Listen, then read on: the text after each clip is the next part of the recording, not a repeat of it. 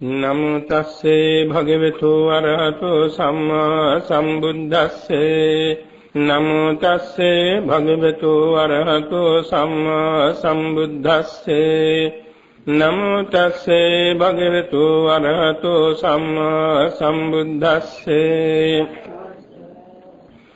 විචේය දානං සුගතප්පසත්තං යේ දක්ඛිනේය ඉද ජීව ලෝකේ ඒතේසු දින්නානි මහප්ඵලානි බීජානි උත්තානි යතා සුඛෙත්තේති. ශ්‍රද්ධාවන්ත පින්නතුනි, තුලෝකාග්‍ර වූ සම්මා සම්බුදුරජාණන් වහන්සේ මේ ගාථාව ඇතුළු ගාථා පෙළකින් ධර්ම දේශනා කරන්ට යෙදුනේ බුදු වීමෙන් අවුරුදු 7ක් කෙරී ඇසලපොර පසළොස්වක් පොහෝ දවසේදී තවතිසා භවනයේදී මේ දේශනේ කරන්න හේතු කීපයක් යොමු වුණා.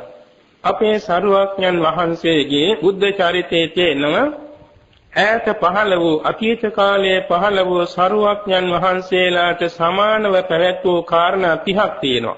ඒවට කියන සම ධර්ම කියලා.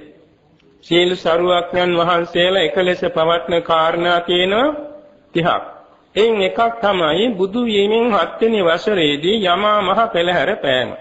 ආල ඇති යමා මහ පෙළහැර පෑම කියන්නේ කුමක්ද කියන එක. ඒ යමා මහ පෙළහැර පාන්න කාරණයක් වුණා. ඒ තමයි රජගහ නුවර එවකට අපි බුදුන් අපි රහත් කියලා බොහෝ ශාස්ත්‍රවරු හිටියා. ඔය අතර නැනවත් සිටුවරේ ගංගානම් ගඟේ නාමින් ඉන්නකොට දැලක් බැඳලා දැලට අහුමේ බැඳලා තිබුණ වටිනා හඳුන් හරයක්. ඒ හඳුන් හරේ ගෙදරට ගෙනල්ලා මේකෙන් හැදුවා හඳුන් පාත්‍රයක්. මේ පාත්‍රයේ උණ දඬු මිටියක් බැඳලා 60 රියනක් උසට අහසේ රඳවලා රටේ ප්‍රසිද්ධ කළ රහතුන් වහන්සේලා ඇතොත් ගනිත්වා කියලා. මොකද මේ තැනැත්තා තාම පෙරුවන් සරණ ගිහිල්ලක් නැහැ, වෙන ආගමක් අදහන්නෙත් නැහැ. ඔය අතර දින 7ක්ම කෙරෙන්න ආවා. දවස් 6ක් තිස්සේ පූර්ණ කාශ්‍යප, මක්කලි ගෝසාල, අජිත කේසකම්මල, කකුද කච්චාන, සංජය බෙල්ලට්ට පුත්ත, නිගණ්ඨනාථ පුත්‍ර මේගොල්ලෝ ආවා. ඇවිල්ලා අපි තමයි රහත් අපට දෙන්නේ කිව්වා. එහෙනම් ස්වාමීන් උඩින් ඇවිල්ලා ගන්න. කාටවත් බැරි වුණා. 6 වෙනි දාසේ නිගණ්ඨනාථ පුත්‍රයා අර ගහකට බඩ ගන්න වගේ නගින්නත් දැලුවා. නමුත් ඔහුගේ ශිෂ්‍යයෝ අතවැසියෝ ඔහු බිමට ඇදලා ගත්තා. නමුත් මේ සිටුවරයා රවට්ටන්න බැරි වුණා. ඔය අතර 7 වෙනි දවසේ උදේම මුගලන් මහරහතන් වහන්සේ තින්ඩෝල භාරද්වාජ මහරහතන් වහන්සේ ගිජ්ජකූට පර්වතයේ රාත්‍රියේ ගත කළ මේ පිරිසුඟා වඩින වෙලාවේ එක්තරා ගල් කලාවක සුරා සොඳුන් ඉඳගෙන කියන කතාවක් ඇහුණා. මේ ලෝකේ රහතුන් වහන්සේලා නැත බව අපි අදයි දැනගත්තේ. මෙච්චර දවසක් වෙනවා මේ පාත්‍රය ගන්න කිසිම රාජ කෙනෙක් ආවේ නැහැ නේ කියලා මේ සුරා සොඳුන් කිව්වා. ඒක මුගලන් මහරහතන් වහන්සේ පින්ඩෝල භාරද්වාජ මහරහතන් වහන්සේට කිව්වා. මුන්වහන්සේ ඉදිරිපත් වුණා. ඉදිරිපත් වෙලා අභිඥාපාදක චතුර්ථ අධ්‍යාන සම්මේදෙලා අර විශාල ගල් කලාව පොළොවෙන් උඩට ගත්තා. මාපත ඇඟිලි කරුවෙන් තමයි ඉහළට ගත්තේ. ඒක හරියට රජගහ නුවරට උඩින් පියනක් වාගේ අල්ලගත්ත කියන්නේ කකුලේ රඳවාගෙන ඉන්නේ. ඉතින් මිනිස්සු මේක දැකලා බියටපත් වෙලා අනේ ස්වාමීනි අපිව බේරන්න කියලා කෑ ගහන්න පටන් ගත්තා. සමහරු කුල්ලේසේ තියාගෙන දුවනවා. ඔය අතරත අර සිටුවරයාද සපිරිවැරින් මිඳුලට බැලලා බලා හිටියා මේ විස්මය. මේ රහතන් වහන්සේ ඒ ගල් තලාව අහසේ සිසාරා කරකවලා අර තිබුණ තැනම තියෙන අදිෂ්ඨාන කරා මේ ගිහින් එතන පිහිටියා. මේක දැක්ක මේ සිටුවරයා දිගා වෙලා අඳ බිම බැඳලා කියවන්නේ ස්වාමීනි මං උද්ගත් උත්සාහය ආදාය සඵල වුණේ. ඔබ වහන්සේලානි උත්තරමයක් දැක ගන්නයි මම මේ උපාය කෙලේ. අනේ ස්වාමීනි බිමට වඩිනසේක්වා කියලා ආරාධනා කළා. එපමණක් නෙමෙයි තා බොහෝ ප්‍රාප්‍යාදී පෑවා. පස්සේ බිමට වැඩියන් පස්සේ පුටුවක වාඩි කරවලා අර පාත්‍රයේ බිමට බාලා චතුමඳුර පුරවලා ආභාධයෙන් පූජා කළා. මේ සිද්ධිය යන ආරංචි වෙච්ච ඇත්ත පවා නැවත ඇවිල්ලා ආරාධනා කළා. අනේ ස්වාමීන් අපට බැරි වුණා පෙළහැරක් දකින්න, අපටත් පෙළහැරක් දක්වන්න මැනව කීගේ ආඥා කළා. ඉතින් මේ රහතන් වහන්සේ අහසට පැන නැගී වේලවනාරාමයේ දක්වාම අහසේ පෙළහැර පාමින් ආවා. ඉතින් විශාල ජන සන්නිපාතයක් මහත් හඬින් සාදුකාර දෙමින් පසුපස්සේ ආවා. සරුවක්යන් වහන්සේ මේක දිවසින් දැක්කා. එසේ නමුත් අනදමාහිමියන් වහන්සේ කියා මොකද ආනන්දේ මේ ගෝසාව ස්වාමීනි මේකයි සිද්ධිය කියලා දුන්නා. පස්සේ පින්වල භාරද්වාජ රහතන් වහන්සේගෙන් ලැහැවා ඇයි මෙහෙම වැඩක් කළේ? අනේ ස්වාමීනි මේ මහා ජනතාවගේ හිත සතුටු කරන්න. නෑ ඒක කැප නෑ. ඉන් ඉදිරියට මිනිසයන් පෙරහැර පෑම නොකළ යුතුයි. ඔය පාත්‍රි කැප නෑ. ඔය පාත්‍රි කෑලි කඩලා සංඝයාට මේ ඇහි අඳුන් ගන්න බෙහෙත පිණිස දෙන්න කියලා විධාන කළා. ශික්ෂාපදයක් පැනෙවුවා කිසිම භික්ෂුවක් විසින් ගිහි බෞද්ධයන්ට මේ පෙරහැර නොදැක්විය යුතුයි කියලා. ඕක ආරංචි වුණා තීර්ථකයන්ට. තීර්ථකෝ කිව්වා දැන් මේ තථාගතයන් වහන්සේ ශික්ෂාපද පැනෙවුවාම කවදාකවත් සංඝයාව කඩන්නේ නැහැ. ඒ නිසා අපි දැන් ඉස්සරහට යන්න ඕනේ කියලා අභියෝගයක් කළා. අපේ අරිහත්කම අපි පෙන්නුවේ නැහැ. මේ ශ්‍රමණ බවත් ගෞතමයන්ගේ ශ්‍රාවකෝ අරිහත් බව පෙන්නුවා. අපි දැන් 7 වෙනි දාසේ පෙළහැර පානවා තරගෙට කියලා ඒගොල්ලෝ අභියෝග කළා. එම්ගොල්ලෝ දන්නවා ඒත් පෙළහැර පාන්න සංඝයා නැති බව. මේක බිම්බිසාර රජුරවන්ට ආරංචි වෙලා ඇවිල්ලා ආවා ස්වාමීනි මෙහෙම ශික්ෂාපදයක් යන්නේ ඇත්තද? එහෙමයි. එතකොට දැන් මේ නිගණ්ඨෝ තීර්ථකෝ මෙහෙම කියනවානේ. කමන්නේ. ඒ ශික්ෂාපදේ පැනෙවේ භික්ෂූන්ට තථාගතයන් වහන්සේට නෙමෙයි. ස්වාමීනි මට ඒක පැහැදිලි කර දෙන්න මැනව කියලා රජුරෝ කිව්වා. මහරජේ රජේ උයනේ අඹ තියෙනවානේ. ඒ අඹ අනිත් කාට කෑමට කඩා ගන්න තහනම් රජුරන් තහනක් නැහෙනේ.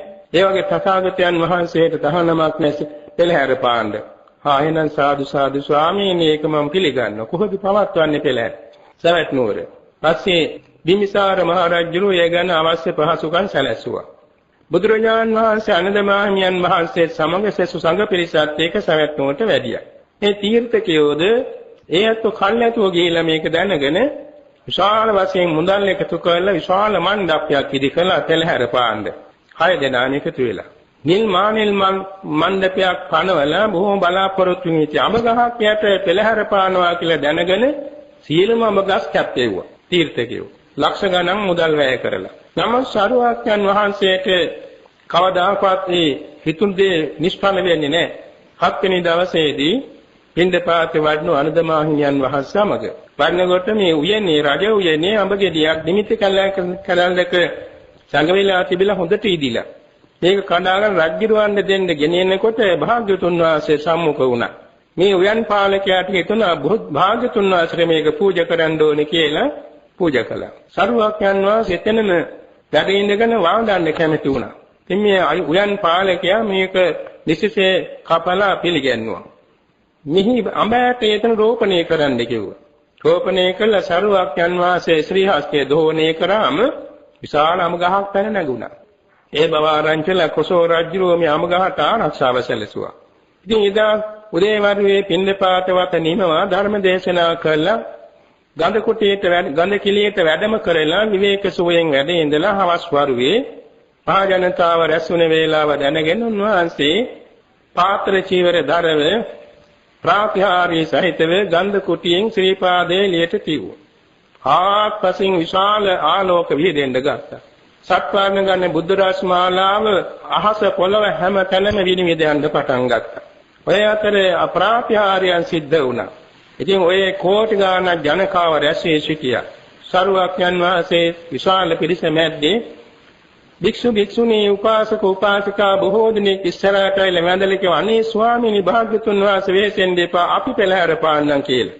ඒ තරමට ඒ කාලේ මුගලන් මහ රහතන් වහන්සේ උත්පලවන්න රහත් මෙහෙතින් වහන්සේ තව අනාගාමී චුල්ලත් මේ අනාථ පින්නගේ සිටුවරයා ඔය වාගේ හත් පැවිදි වීරාකියා උපාසිකාවක් පවා මේ විදිහට පෙළහැර පාන්න කැමති වුණේ. ඒ තරමට ඇත්තන්ගේ පුළුවන්කාරකම් තිබුණා.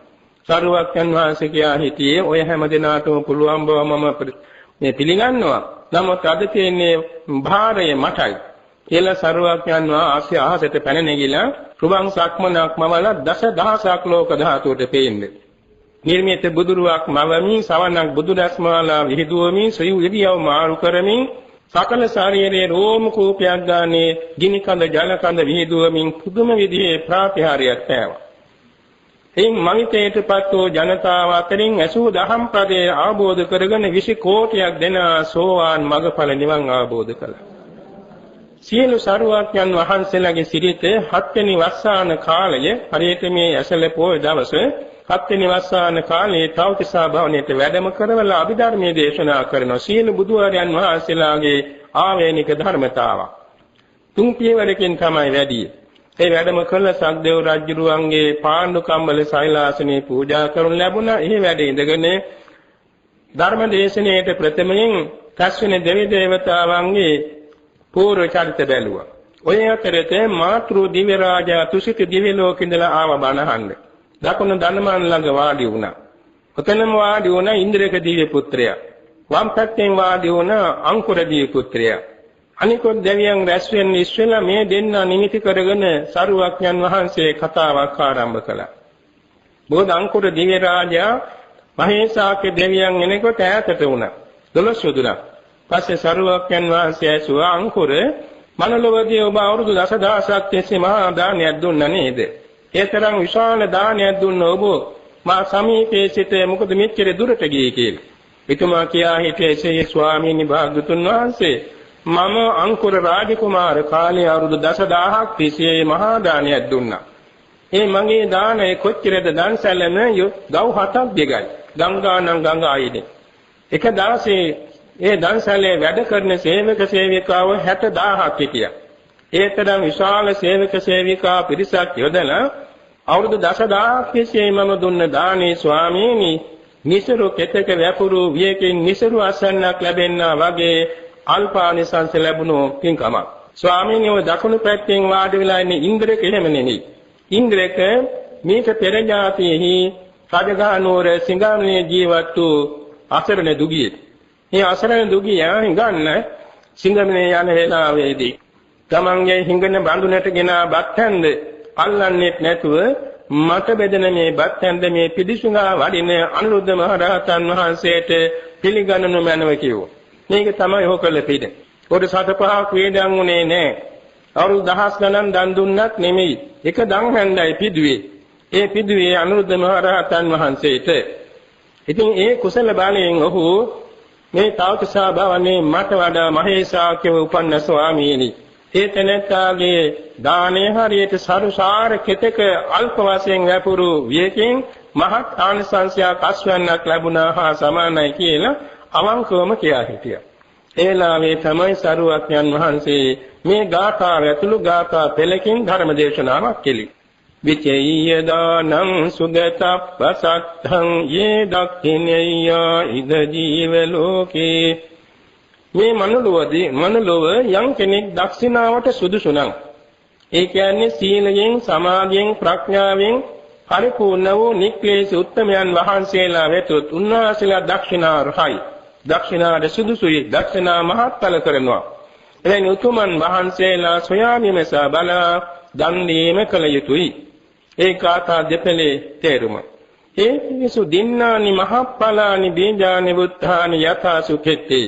සරුසාර කෙතක වැපුරු බීජයන්ගෙන් සරු අස්වන්නක් ලැබෙන්නාසේ මෙවැනි පුණ්‍ය ක්ෂේත්‍රයට පිරිනමන දානය දක්ෂිනාව මහත්ඵලයේ මහත් ආනිසංසයේ කියා පහදා දේශනා කළා. තාදුරට පාදමින් දේශනා කරනවා කින දෝසානි කෙත්තානි රාග දෝසා අයම් පජා තස්මාහි විතරාගේසු දින්නම් හෝති මහප්ඵලං. මේ කෙත්‍යායවල් තුරුණ පැලෑට වලින් දූෂිත වෙනවා. ඒ වාගේ මේ සාමාන්‍ය ජනතාව රාග නැමැති උපක්ලේශයන්ගෙන් දූෂිතයි. ඒ නිසා එවන්නන්ට නෙවෙයි විතරාග උතුමන්ට දෙන දානය පරිත්‍යාගයේ මහත්ඵලයි. කින දෝසානි චෙත්තානි දෝස දෝසා අයං පජා තස්මාහි විත දෝසේසු දින්නම් හෝති මහප්ඵලං. කෙත්‍යායවල් තුරුණ පැලෑට වලින් දූෂිත වෙනවා. එයින් ඒ කුඹුරු නිසරු වෙනවා. ඒ වපුරන වී වර්ග අල්ප අස්වැන්නක් ගෙන දෙනවා. නමුත් මේ මහ ජනතාව ඒ ද්වේෂය නැමැති උපක්ලේශයන්ගෙන් දූෂිතයි. එනිසා විත දෝෂී උතුමන් වෙත පරිත්‍යාග කරන දක්ෂිනාව මහත්ඵලයි. කින දෝසානි කෙත්තානි මෝහ දෝසා අයං පජා තස්මාහි විත මෝහේසු දින්නම් හෝති මහප්ඵලං. කෙත්‍යායව තුරුණ පැලෑටි වලින් වල් පැලෑටි වලින් දූෂිතයි. එනිසා මේ වපුරන කෙත් වලින් නිසි අස්වැන්නක් ලැබෙන්නේ නැහැ.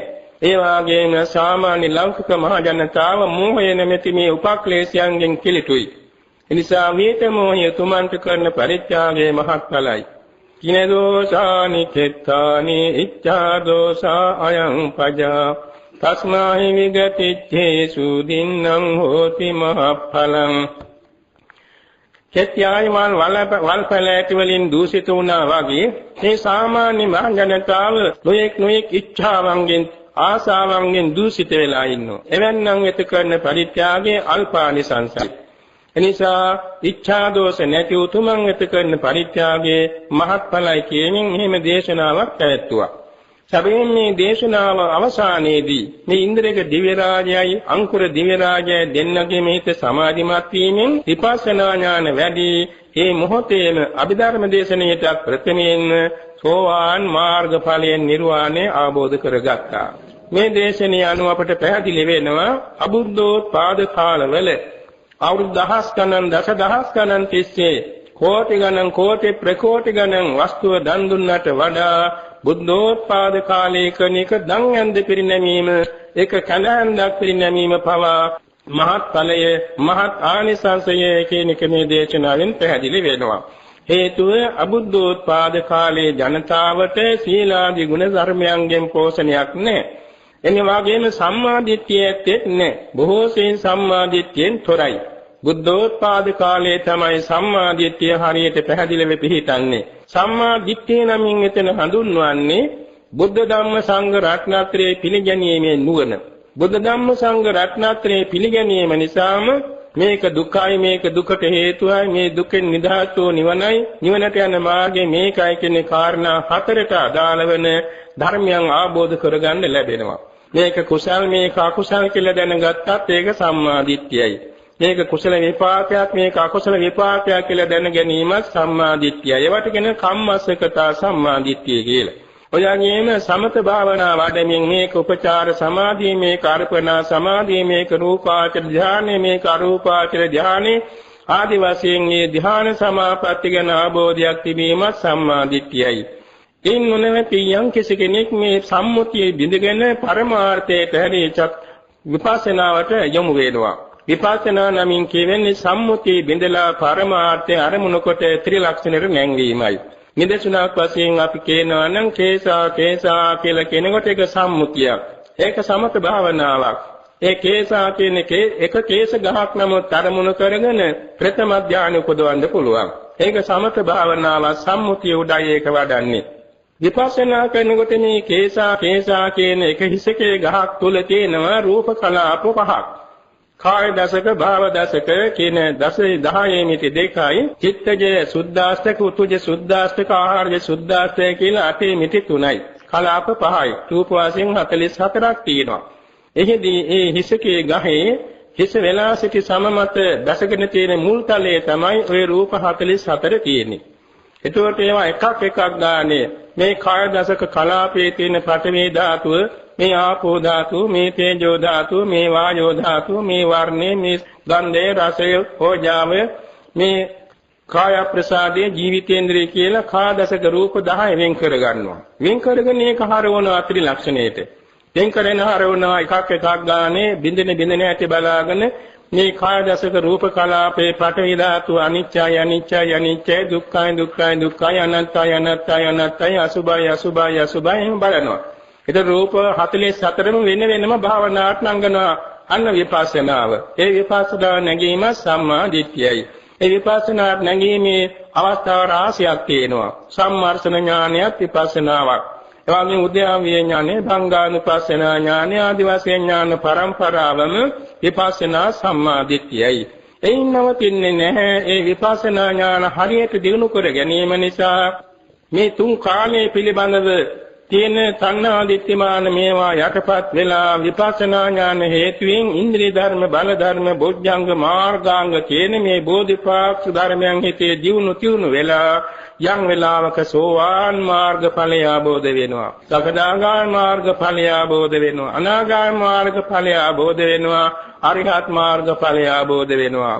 ඒ අවස්ථා හතරේදී දුක්ඛ සත්‍යය, සමුදය සත්‍යය, නිරෝධ සත්‍යය, මාර්ග සත්‍යය කියන මේ චතුරාර්ය සත්‍ය වාර හතරකදී පිරිසුදු වෙවි මනවින් ආબોධ වෙනවා. ඒ නිසා 1500ක් පමණ තියෙන මේ කෙලෙස් මල සියල්ලම සේදිලා චිත්ත සංතාන සුද්ධ වෙනවා, විසුද්ධ වෙනවා, සුවිසුද්ධ වෙනවා, පවිත්‍ර වෙනවා, නික්ලේශේ චිත්ත සංතානයක් බාටපත් වෙනවා. අටලෝ දහමින් කම්පා නොවන චිත්ත සංතානයක් එතන පහළ වෙනවා. නැවත ඉපදීමක් නැති කෙනෙක් වෙනවා, ජරාවට නොයන්නේක් වෙනවා, ලෙඩ නොවන්නේක් වෙනවා, මරණයටපත් නොවන්නේක් වෙනවා, ශෝක නොවන්නේක් වෙනවා, හැඬීමක් නොවන්නේක් වෙනවා, කායික දුකක් නොවන්නේක් වෙනවා, මානසික දුම්නසක් නොලබන්නේක් වෙනවා, දැඩි උපායාසයක් නැති කෙනෙක් වෙනවා, අප්‍රියයන් සමග මේ අප්‍රියයන්ගෙන් සමග එකතු වීමක් නොවේ යනවා, ප්‍රියයන්ගෙන් වෙන්වීමක් නොවේ යනවා, ඉච්ඡා විඝාතයක් නොවේ යනවා, පංච උපාදානස්කන්ධයෙන් සදාට අත මිදලා අනුපාදිශේෂ නිර්වාණ ධාතුවෙන් සදාට සැනසෙන්නෙක් වෙනවා. මෙන්න මේවා ඔක්කොම සිද්ධ වෙන්නේ සම්මා දිට්ඨිය මුල් කොටගෙනයි පින්නතුනි. එනිසා බුද්ධෝත්පාද කාලයේදී ඊටාම ස්වල්ප වූද පරිත්‍යාගය කරන්නේ මෙවැනි සම්මා දිට්ඨියක් හිතේ දරාගෙන බැවින් අබුද්ධෝත්පාද කාලයේ කරන පින්කම් වලට වඩා 100 ගුණෙන්, 10 ගුණෙන්, 7 ගුණෙන්, අසංඛ්‍ය ගුණයෙන් බුද්ධ ශාසනය කරන පින්කම් මහත්ඵලයි, මහත් ආනිසංසයි කියන එක සම්මා සම්බුදුරජාණන් වහන්සේම දේශනා කළා තියෙනවා. එනිසා අපි සතුටු වන්නට ඕන අප විසින් මේ දහමින් සෙමින් උපේන සපේන දාන වස්තුන් ගෞතම සම්බුද්ධ ශාසනයේ සීලාදි ගුණ පූර්ණේ කරන බුද්ධ පුත්‍රයන් වහන්සේලාට නිවන් මඟ යන ගමන සාර්ථක කර ගැනීමට උපකාර වේවා කියන මෛත්‍රියෙන් අපි පූජා කරනවා. ඒ කුසලයේ අපට කාන්තේම බෝධිපාක්ෂික ධර්මයන් දියුණු කරගෙන සංසාර කාන්තාරේ තරණය කරගෙන සුවසේම ආර්ය සත්‍ය අවබෝධයෙන් අමා මහ නිවන් සුව ලබන්න පාරමිතා නිධානයක් වෙනවා කියා සතුටු වන්නට පුළුවන්.